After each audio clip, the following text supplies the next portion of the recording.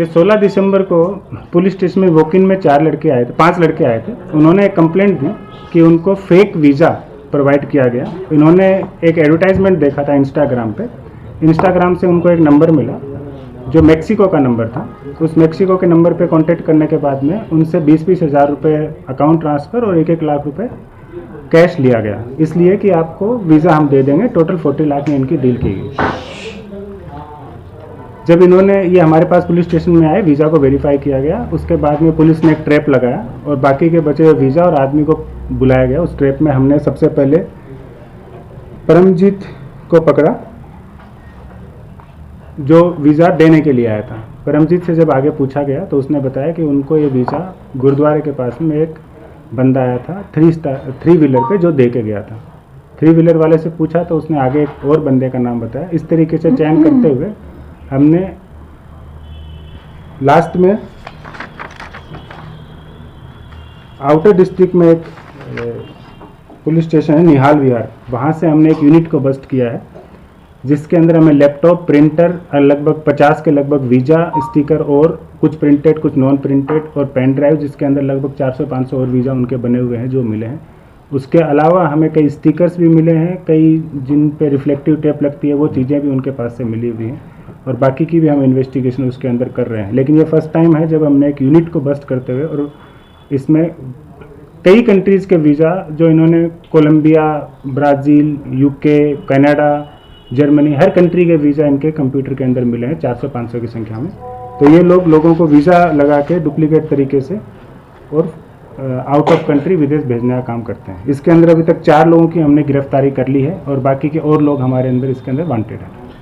कितने लोगों को भेज चुके हैं इस बारे में पता चल पाया? अभी इसकी इन्वेस्टिगेशन जारी है और जो पेन ड्राइव और लैपटॉप में इनका वीज़ा मिला है उसके अंदर कम से कम 400 से 500 के लगभग वीज़ा इनके अंदर लैपटॉप में मिले हैं। तो हम कह सकते हैं कि जब हम इसका खुलासा करेंगे तो इसके अंदर और भी कंप्लेंट आ सकती हैं और उनके बेसिस पे भी आगे और भी हम इन्वेस्टिगेशन इसके अंदर कर रहे हैं। अभी तो ये सिर्फ जो हमारे सामने आया उसी का ही खुलासा है। एवरेज अमाउंट क्या था सर इनका, कितने पैसे लेते थे? इस पर्टिकुलर इंस्टेंस में तो इन्होंने 5 लोगों से 6 लाख रुपए ले लिए थे और टोटल 40 लाख रुपए की डील की। और कहाँ जाना था इनको?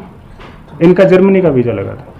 सर एक वीज़ा से कुछ लोग विदेश जा चुके हैं या नहीं जा? क्या सोशल मीडिया का इस्तेमाल करते थे अपने इन टारगेट्स को ढूंढने के लिए? इस पर्टिकुलर इंसिडेंट में इन्होंने इंस्टाग्राम से ही इनको डिटेल मिली थी। इंस्टाग्राम से कांटेक्ट करने पे ये इनके संपर्क में आए थे। प्रोफाइल क्या है इसका? परमजीत BBA है, 25 साल का है। कहाँ से sir? Private university? Khalsa college Punjab से, आनंदपुर से। बाकी के भी जो अक्यूज़ हैं, जो प्रिंटिंग करता है उसने भी टाइपिंग प्रिंटिंग इनका कोर्स किया हुआ है 2004 के लगभग। उसके बाद उसका खुद का भी एक प्रिंटिंग यूनिट है जिसके अंदर वो अलग अलग तरीके की प्रिंट करता है और ये पर्टिकुलर प्रिंटिंग भी वो स्पेशलाइज्ड करके अपने घर के अंदर निहाल विहार एरिया में कर रहा है। सर वीज़ा का क्या मतलब किस तरीके के वीज़ाज होते हैं कि ये आसानी से पकड़ में नहीं आते और लोग विदेश तक पहुंच जाते हैं? कुछ इनको पकड़ने का कुछ तरीका या कुछ इस तरह का बारकोड्स वगैरह नहीं होते हैं? कैसे मतलब बचे लोग? नहीं, वीज़ा का ये है कि आप अगर ऑथेंटिक तरीके से वीज़ा लेंगे तो ही सक्सेसफुल होता है। इंस्टाग्राम से ये वीज़ा देना डेफिनेटली कोई भी सोच सकता है कि ये डुप्लीकेट वीज़ा होगा। इसी चीज़ पे जब इनको भी डाउट हुआ तो इन्होंने जर्मन एम्बेसी से इसको वेरीफाई करा। इनको पता चला कि ये डुप्लीकेट है तो ये पुलिस स्टेशन में हमारे पास आए थे। उसके बाद में जाल बिछा के हमने आगे लोगों को पकड़ा और इनका केस दर्ज किया था। सर विक्टिम्स ट्रैवल कर रहे थे या मतलब बिजनेस काम? पर्पस क्या था? नौकरी? ये ट्रेवल वीज़ा ही है सर। अभी तक टूरिज्म ट्रेवल वीज़ा ही। अभी तक की पूछताछ में क्या ये सामने आया कि कितने लोग विदेश पहुंच चुके हैं इस फर्जी वीजा के साथ में, या कोई पकड़े गए और उनको डिपोर्ट किया या गया? डिपोर्ट किया हो? इनके ऊपर पुराने केसेस भी हैं जो अक्यूज़ हमने पकड़े हैं। ऐसा नहीं है कि इनके ऊपर पहला केस है, इसी तरीके के पुराना केस भी इनके ऊपर है। पहले से लोग पहुंचा चुके हैं, इसकी संभावना से हम इनकार नहीं कर सकते हैं कि इन्होंने पहुंचाया है। बाकी जैसा मैंने आपको बताया लगभग 400-500 वीज़ा इनकी पेन ड्राइव और लैपटॉप से मिले हैं।